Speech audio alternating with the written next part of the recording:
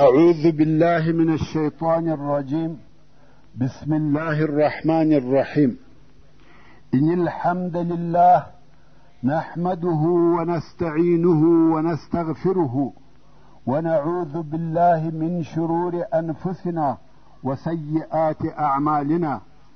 من يهده الله فلا مضل له ومن يضلل فلا هادي له، وأشهد أن لا إله إلا الله وحده لا شريك له، وأشهد أن محمدا عبده ورسوله صلى الله عليه وآله وسلم تسليما كثيرا. أما بعد، د سرور کائنات صلی الله علیه و آله وسلم ژوند. محترم ورونو، زموږ قصه دې ځای ته رارسېدلې وه. موږ د رسول الله صلی الله علیه و آله وسلم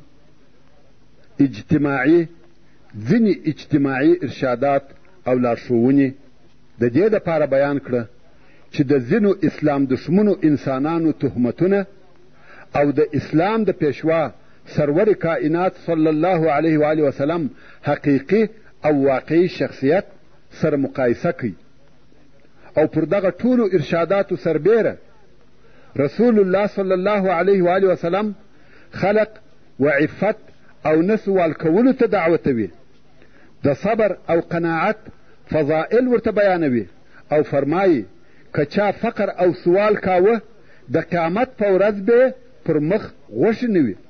البته د دې حکم څخه هغه سوالګر وتلی دی چې د ډېر ضرورت په وخت کې د چا څخه یو شی وغواړي. د دغه لارښوونو تر څنګ یې خپل اصحاب و عباداتو او هغه اجر او ثواب ته تشویقول چې د الله عز وجل سره وه.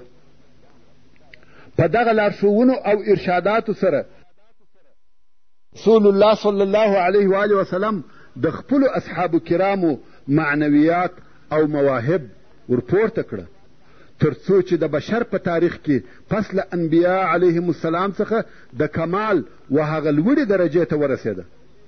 عبدالله ابن مسعود رضی الله تعالی عنه وایي که یو څوک د یو چا متابعت کوي او د هغه پر لار ورسره ځي، نو د هغه چا پر طریقه راهیسي چې هغه په اسلام کې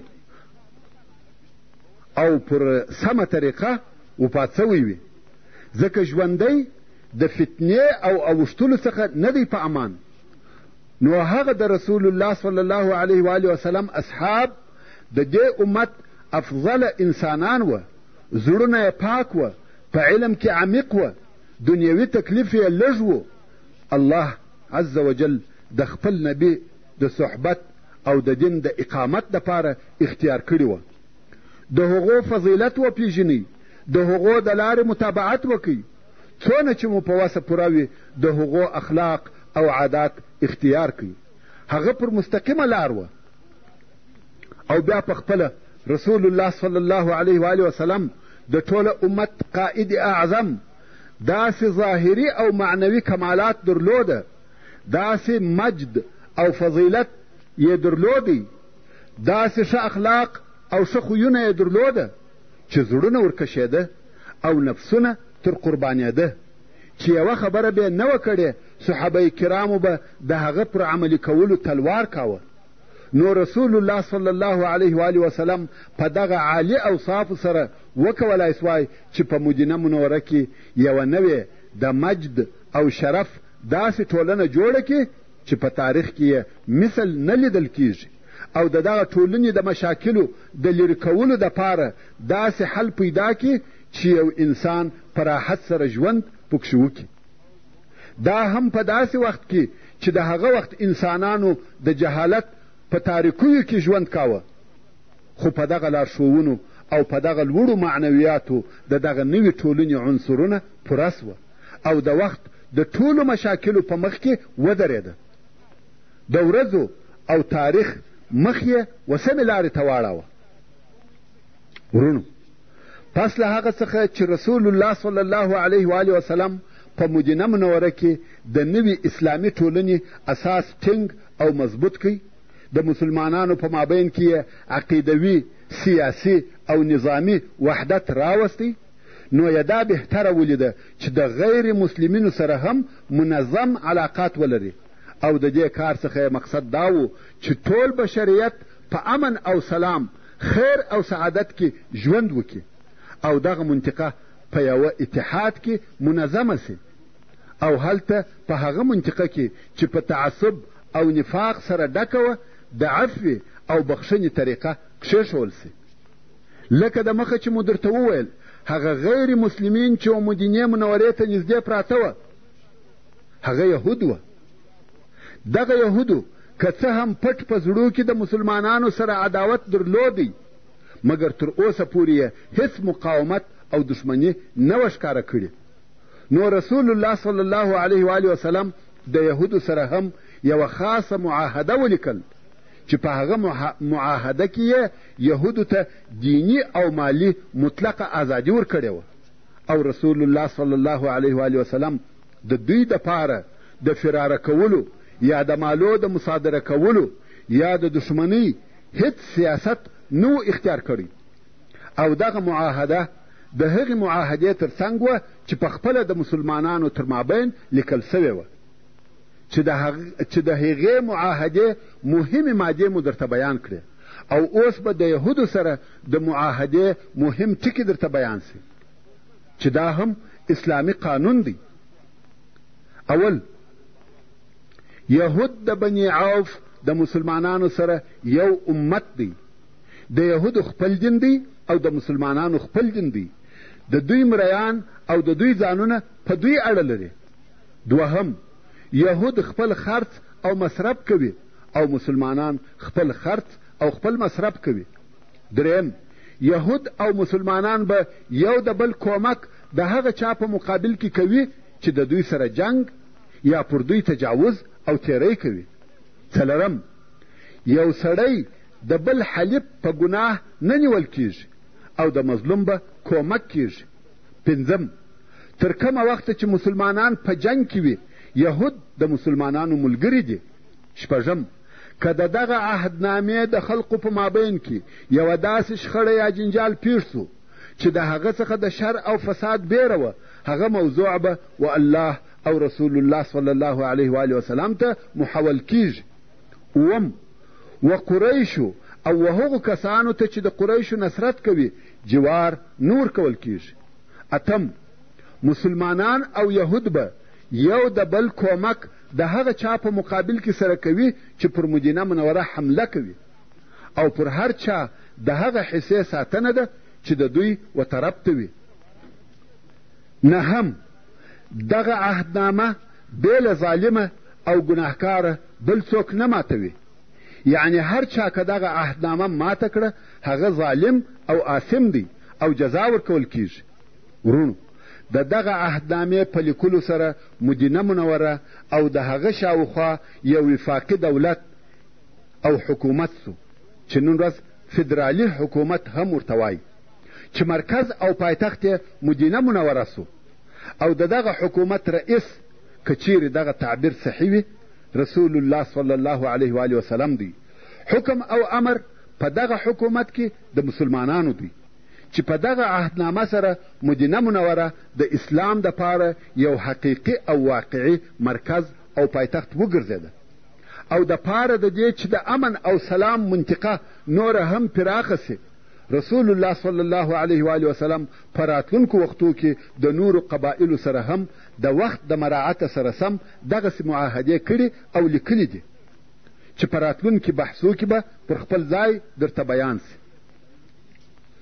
ورونو، موږ مخکې هغه تکالیف او آزارونه درته بیان کړه چې د مکې مکرمې کفارو پر مسلمانانو تیرول او د دوی هغه کارونه مو درته بیان کړه چې د هجرت په وخت کې د مسلمانانو سره وکړه چې د هغه اعمالو په سبب د مکې مکرمې کفار د دې وړ وګرځېده چې جنگ ورسره وسي او مالونه یې مصادره کړه سي.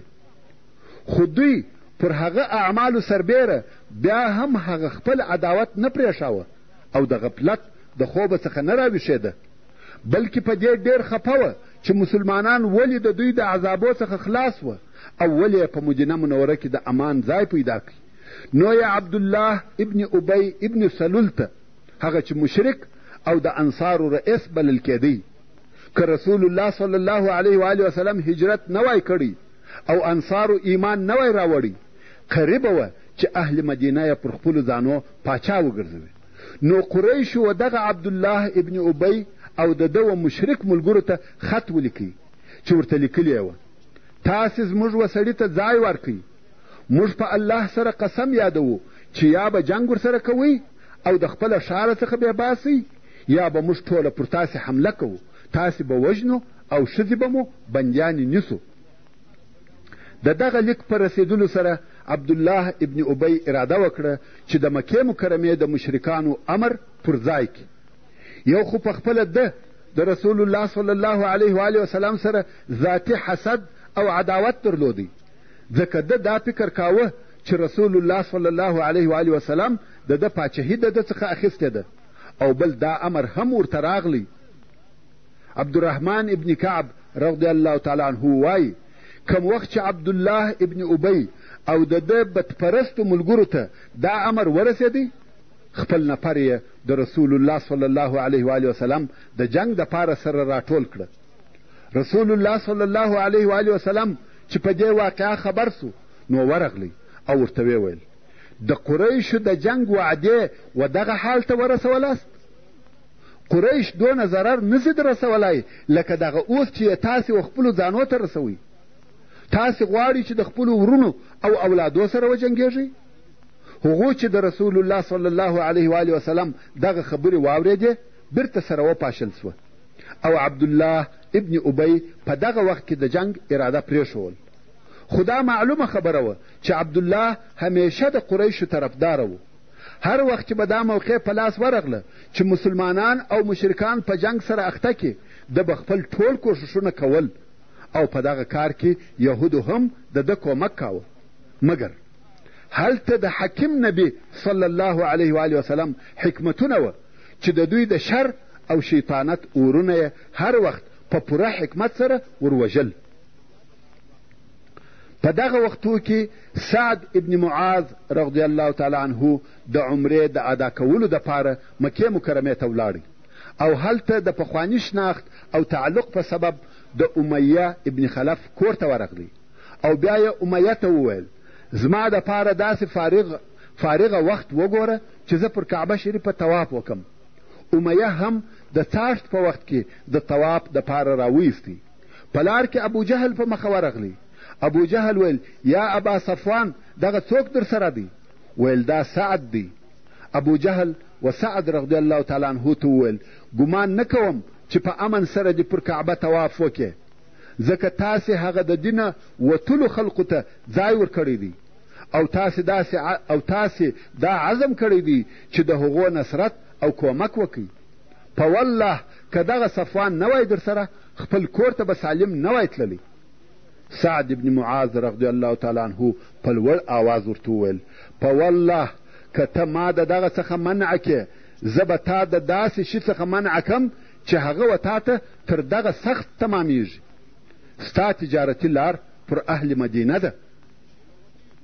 ورونو د مکې مکرمې کافر قریشو یوازې په دې سره کفایت ونه کوي چې د مدینې منورې و مشرکانو او منافقینو ته لیکونه ولیږي، بلکې و مهاجر مسلمانانو ته هم حال ولیږي چې تاسې په دې مخه تاوځئ چې و یثرب ته ولاړاست او زموږ څخه خلاص واست. موږ به هلته پسې درسو او د خپلو کورو په مابین کې به مو نیست او نابود کو. دا خبرې یوازې تهدیدونه او وعدې نه وې، بلکې رسول الله صلی الله علیه و آله وسلم ته د قریشو د خیانت او د شر د ارادې حالات ورمعلوم وه. نو ځکه رسول الله صلی الله علیه و آله وسلم او مسلمانانو به شپې په بیدارۍ او پیرو تېرولې. امام مسلم د حضرت عایشه رضی الله تعالی عنها څخه روایت کوي چې وایي د مدینې منورې په اولو شپو کې به رسول الله صلی الله علیه و آله وسلم د شپې ویښ و. یوه شپه یې وفرمایل کشکې زما د اصحابو څخه یو صالح سړی نن شپه پر ما پیره وکړي. وایي موږ د هلته سره ناست وو چې د اسلحې شرنګی مو واورېدی. رسول الله صلی الله علیه و آله وسلم ویل څوک یې؟ هغه ویل سعد ابن ابي وقاص. رسول الله صلی الله علیه و وسلم ورته ویل د چیش دپاره راغلې؟ ویل زما په زړه کې پر رسول الله صلی الله علیه و وسلم بیره راولوېده، راغلم چې پیره پر وکم. رسول الله صلی الله علیه و وسلم دعا ورته وکړه او بیا بیده سو. ورونو داسې نه وه چې دغه پیرې ځینې شپې وې او ځینې نه وې، بلکې دا د رسول الله صلی الله علیه و وسلم او مسلمانانو دپاره همیشنی او پرلپسې کار و. د حضرت عایشې رضی الله تعالی عنها څخه روایت دی چې پر رسول الله صلی الله علیه و وسلم د شپې پیرې کېدلې تر څو چې د الله عز وجل دا قول نازل سو: والله یعصمک من الناس. الله عز وجل دې د خلقو څخه ساتي. نو رسول الله صلی الله علیه و وسلم د هغه خپلې کوټې څخه سر راویستی او ویې فرمایل: ای خلقو زما څخه ولاړ سئ، الله عز وجل زه وساتلم. د مکې مکرمې د مشرکانو د طرفه خطر یوازې و رسول الله صلی الله علیه و وسلم ته نو متوجه، بلکې ټول مسلمانان په خطر کې وه.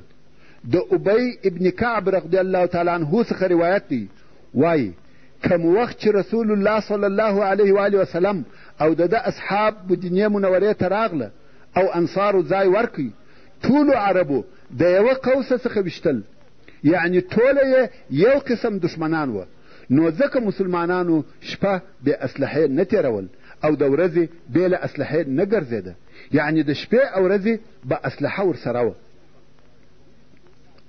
د دغه خطرناکو حالاتو په جریان کې کم چې په مدینه منوره کې د مسلمانانو وجود په خطر کې اچولی و او د قریشو پر دغه حال یې دلالت کاوه چې دوی هیڅکله د غفلت د خوبه څخه نه راویښیږي او د خپلو سرکشیو څخه لاس نه اخلي، الله عز وجل و مسلمانانو ته په جنګ کولو سره اجازه ورکړه. دا فقط اجازه وه، د جهاد فرضیت نو. الله عز وجل د سورة الحج په 19 نمبر آیات کې فرمایي: اذن للذین یقاتلون بانهم ظلموا وان الله علی نصرهم لقدیر. یعنی حکم او اجازه د جنگ هغو کسانو ته ورکول سوې ده چې د دوی سره د کفارو د طرفه جنگ کیږي، دا هم په دې سبب چې پر دوی ظلم کیږي او بېشکه چې الله عز وجل د دوی پر نصرت او کومک قادر دی. کم وخت چې دغه د جنګ کولو اجازه نازله سوه، په دغه وختو کې چې مسلمانانو ته یوازنی لوی او سرکشه قوت متوجه و هغه د قریشو قوت و. نو حکمت دا و چې مسلمانان خپله سیطره او تسلط پر هغه لارو قائم کی کم چې هغه د مکې مکرمې څخه و شام ته د قریشو د تجارت لار وه. او رسول الله صلی الله علیه و وسلم د دغې لارې د سیطرې دپاره 2 کاره یا 2 نقشې عملي کړې. اول دا چې رسول الله صلی الله علیه و وسلم د هغه قبیلو سره چې د دغه لارې پر شاوخوا پرتې وې یا د مدینې منورې څخه تر دغه لارې پورې پرتې وې د حلف یا یو پر بل د نه تجاوز کولو معاهدې ولیکلې، لکه څرنګه چې د یهودو سره د مخه معاهده لیکل سوې وه. دغه رنګه د تجاوز نه کولو معاهده د مخه تر دې چې عسکري نشاط یا عسکري تحرکات شروع سي د جهینه د قبیلې سره ولیکل سوه چې دغه د جهینه د قبیلې کورونه د مدینې منورې څخه 3 میله لرې پراته وه. او دغه رنګه رسول الله صلی الله علیه و وسلم نورې د نه تجاوز کولو معاهدې د خپلو عسکري پیرو او گشتو په ترڅ کې د نورو قبیلو سره هم ولیکلې چې پر خپل وخت به درته بیان سي. دوهم دا چې رسول الله صلی الله علیه و وسلم دغه د قریشو تجارتي لارو ته معلوماتي پرلپسې ډلې لیږلې. نو د دغه 2 نقشو د عملي کولو دپاره په مسلمانانو کې عسکري نشاط او تحرکات شروع سوه. البته دغه کارونه پس له هغه الهي اجازې څخه وه چې د جنګ دپاره ورکول سوه. ورونو اوس به هغه غذاوې او سریې چې تر بدر د مخه پیښې سوي دي درته بیان کم. خو دغه یوه شي ته همیشه متوجه اوسئ. د سیرت یا تاریخ په کتابو کې هر هغه جنګ ته چې په خپله رسول الله صلی الله علیه و آله وسلم وتلی وي، که جنګ سوی وي که نه وي سوی، و هغه ته غزا ویل کیږي. او هر هغه جنګ ته چې رسول الله صلی الله علیه و آله وسلم نه وي وتلی، بلکې د خپلو قومندانانو څخه یو څوک لیږلی وي، و هغه ته سریه ویل کیږي. سریه یعنې ټولۍ. اوس چې مسلمانانو په عسکري حرکت شروع وکړه، دغه حرکتونه یې د هغه استطلاعي یا استخباراتي دورو په شکل وه، یعنې معلوماتي دورې وې. د دغه تلو او راتلو څخه د مسلمانانو مقصد دا و چې پر مدینه منوره راګرځېدلې لارې ورمعلومې سي، او هغه لارې ورمعلومې سي چې مکې مکرمې ته ځي، او د هغه قبایلو سره د صلح معاهدې ولیکي چې د دغه لارو پر شاوخوا دي، او په عین وخت کې د مدینې منورې مشرکان او یهود او شاوخوا هغه صحرایي عرب چې پر دوی راګرځېدلي وه په دې پوه کړي چې مسلمانان قوي دي او د هغه پخواني ضعفه څخه خلاص وه، او په عین وخت کې قریشو ته هم اخطار ورکړي چې د غفلت د خوب څخه راویښ او شاید قریش پر خپل تجارت او اقتصاد دغه خطر حس کړي او د صلح لار اختیار کړي. دغه قصد او اراده پرېږدي چې د مدینې منورې مسلمانان د خپلو کورو په مابین کې ووژني، او د هغه ضعیفو مسلمانانو آزارول پرېږدي چې په مکه مکرمه کې پاته دي، او مسلمانان د خپل رسالت په رسولو کې په جزیرة العرب کې حر او آزاد پرېږدي. وصلى الله تعالى على خير خلقه محمد وآله وأصحابه وأهل بيته أجمعين. والسلام عليكم ورحمة الله وبركاته.